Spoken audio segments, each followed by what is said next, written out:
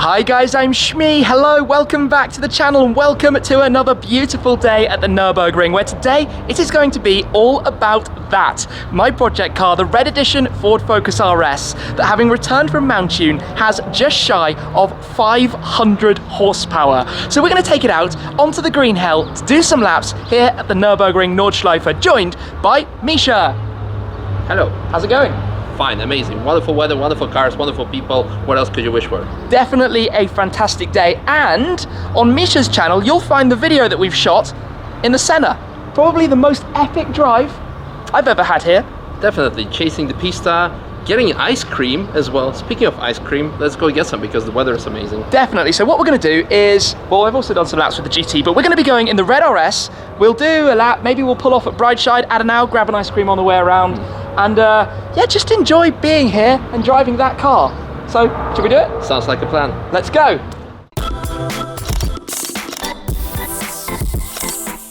It is time then to go out for our laps. So the car is running in sport mode. You can put normal sport. I am going to put the exhaust valves into their open setting. We have the Xforce Varex exhaust with a little controller, so we'll have that open on those, put that away so it doesn't slide around. 6-speed manual. Let's do this. Save the manual. It seems a little bit strange to me to be leaving the GT and Senna behind, but this is quite an interesting thing that we've actually been talking about slower cars versus faster cars. And this isn't a slow car by any means, it's got nearly 500 horsepower. But compared to the stuff we have been driving, slightly different. It's slightly different, yes. So first of all, a lot of people say it's a lot more fun to drive a slow car fast than a fast car slow. Now, again, like you said, I wouldn't call a Focus RS, even the stock form, significantly slow. It's really a hot hatch, and it was like one of the first ones who would go towards 400 horsepower, and it was like, that was significantly fast.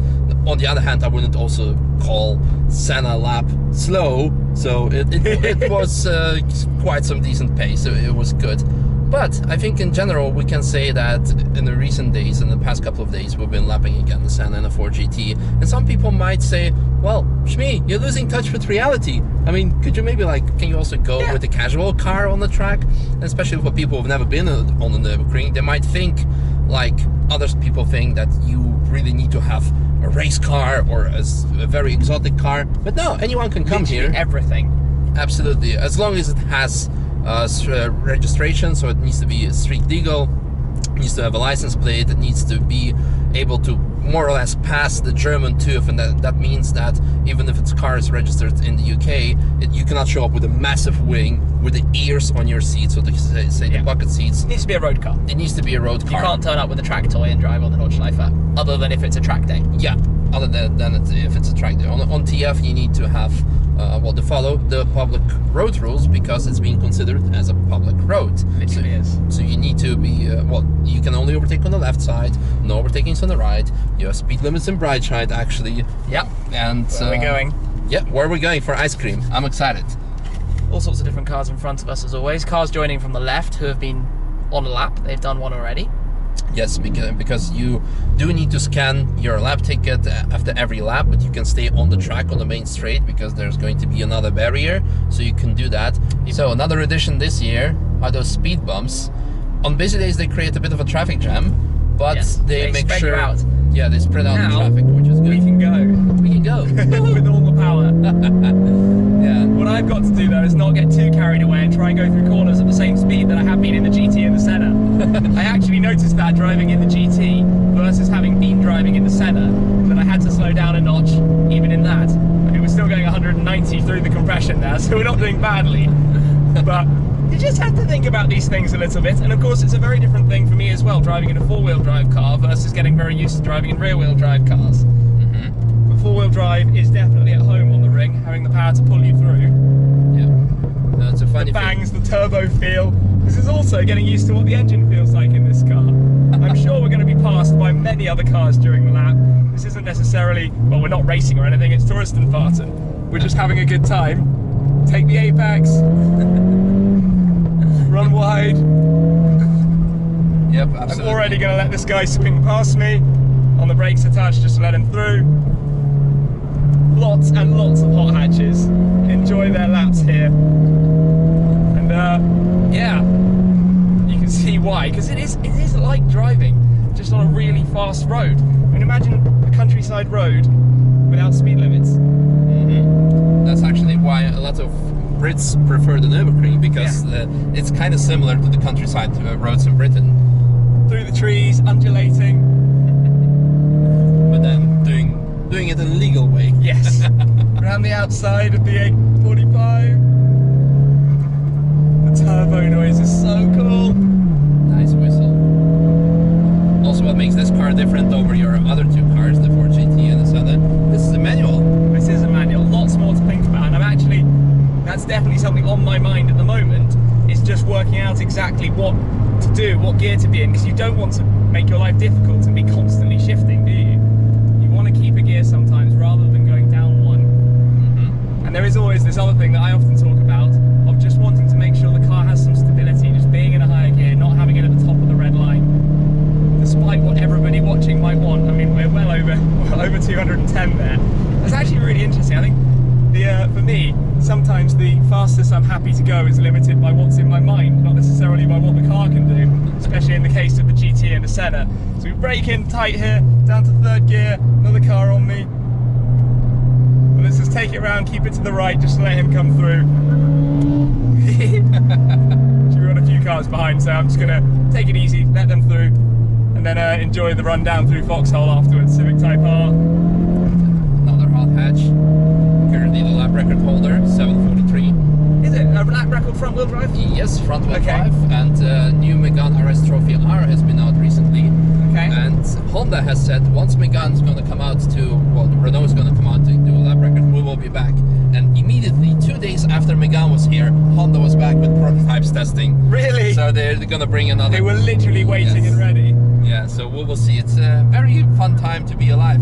It's actually a very interesting discussion that we can have actually regarding Nurburgring lap times and their importance. Some people think it's insignificant, other manufacturers think it's still important. McLaren is a massive question mark. Yeah. They talk about it, but they don't do times. Yeah, but then there's some manufacturer like Lansante, for example, comes here and makes a lap record. So maybe even if McLaren will not come and do anything with the Senna, maybe Lansante will convert the Senna GTR to a street spec and do something like they did with P1 That GTR. would be pretty epic. That would be awesome. Time will tell. So we've got a little bit of traffic here. Take it easy around the tight corner. For hopefully we can get past. Oh, don't necessarily want to be on the inside of the corner. Letting us through. Going through the new section this year, they replaced the tarmac here. This is actually the only section where I would say like, meh, I'm kind of disappointed, because there was like a very nice jump and a banking, so you had this extra thrill. It was not dangerous, but because it's not flat, it's gone. And now we're going into Eisenhofen and then right side, the lowest part of the track, also the only part of the track where you have a concrete wall, so you gotta watch out. And a speed limit. Exactly, so we're slowing down to get some ice cream. So let's pull on off. This is such a strange concept. You could pull off to go get a pizza, get some ice cream, get your groceries. Yep, that's what I do. Just go pop and bang while we're at it. Indicate to let people know what we're doing. So we come around here.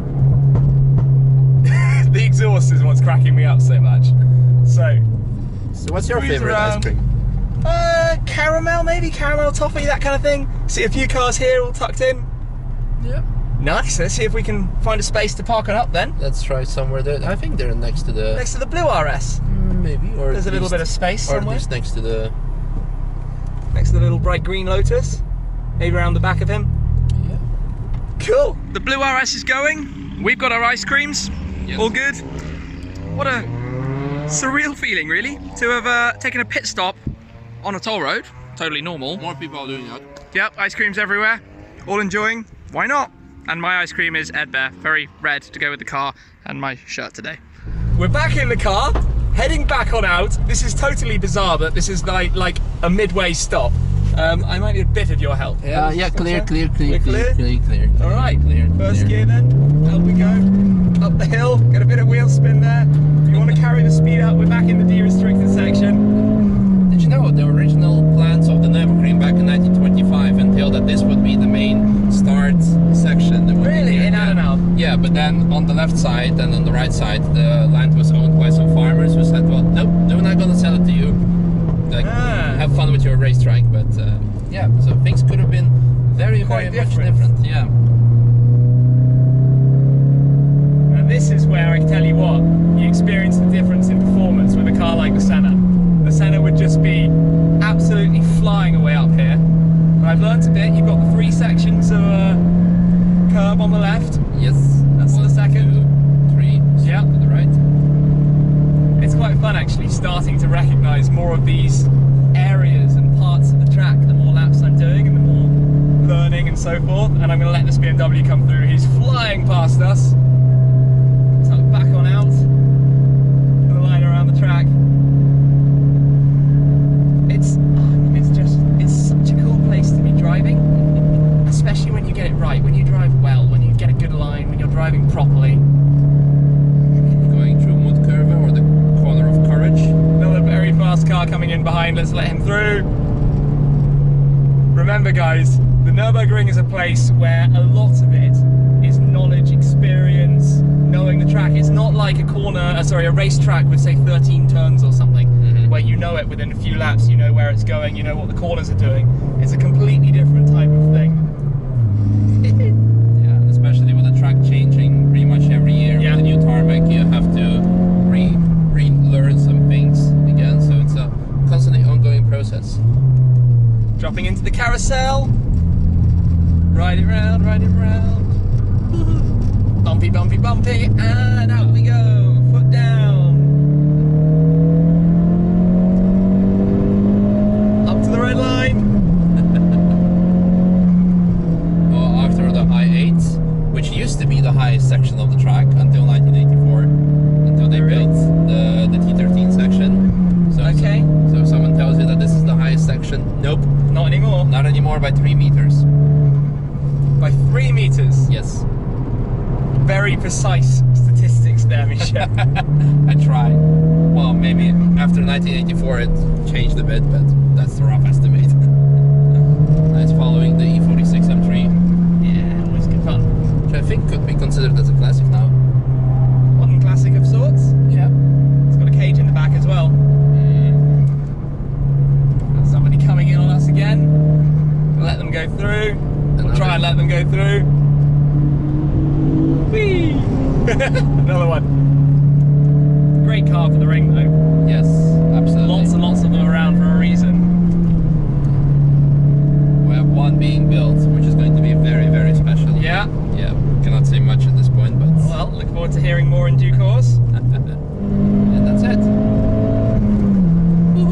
That was it. That was a lap in the red RS.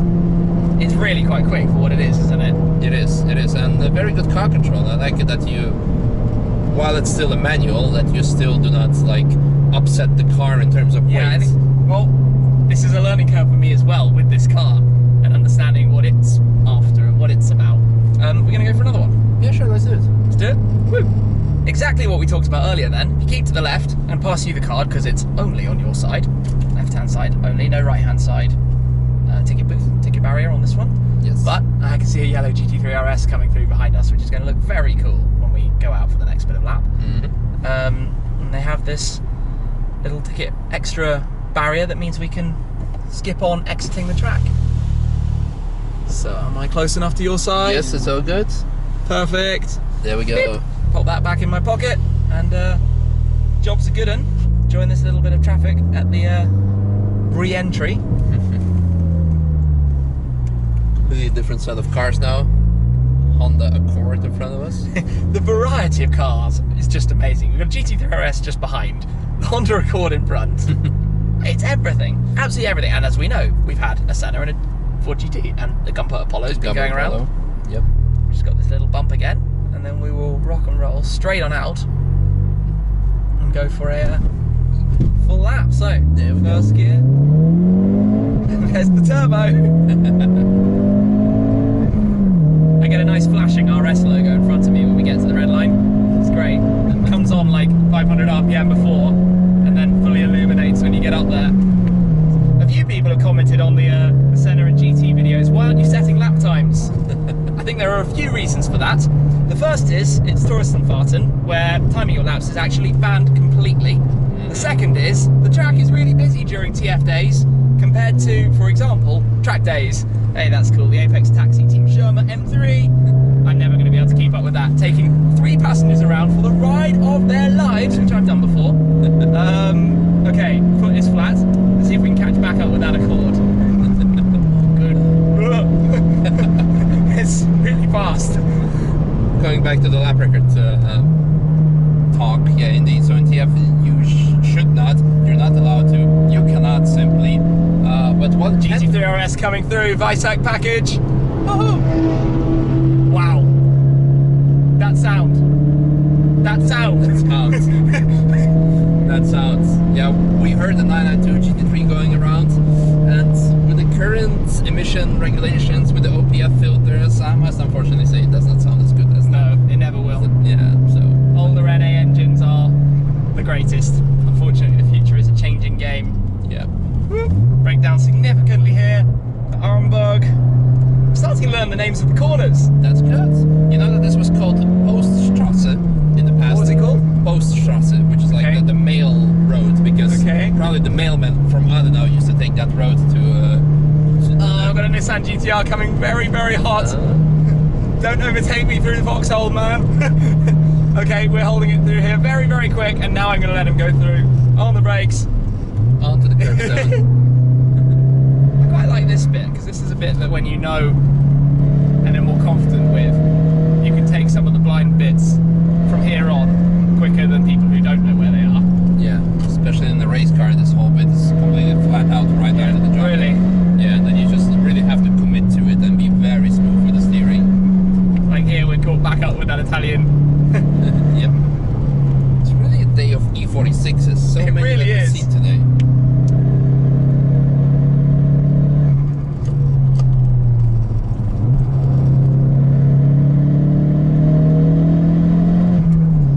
Okay, little carousel. I always feel like this starts almost the end of the lap. A couple of corners to go. Yeah. Yeah, here you always do some contact with the pit crew when you're doing some races. Yeah. So after You come on the radio. Yeah. Yeah, I always take it easier from here, just let the brakes cool down. Especially after a double lap. Yeah, absolutely. Just thinking about this, so an almost 500 horsepower Focus RS, a double lap on the Nordschleife, and some ice cream in Adenau along the way. Easy as that. What a day. What a day out. What a fun activity to have done as well. Yeah, thank you very much for taking me along for this time as well. As always, thanks for riding with me. And slightly slower, of course, than the Senna lap, following the pista. But not less fun. No, not less fun. That genuinely not less fun. It's about using the car that you're driving and exploring that car. I'd actually, and I mean, one of my favourite memories was Sub 7 Up. Sub 7 Up. That video. Anyway, we'll cruise on up and then head back. We've made it back, and I think that's more or less it. There's not much more to it. I mean, you do a lap, you come off, you get ice cream, you have fun, you share the most amazing track in the world with your friends, and that's it.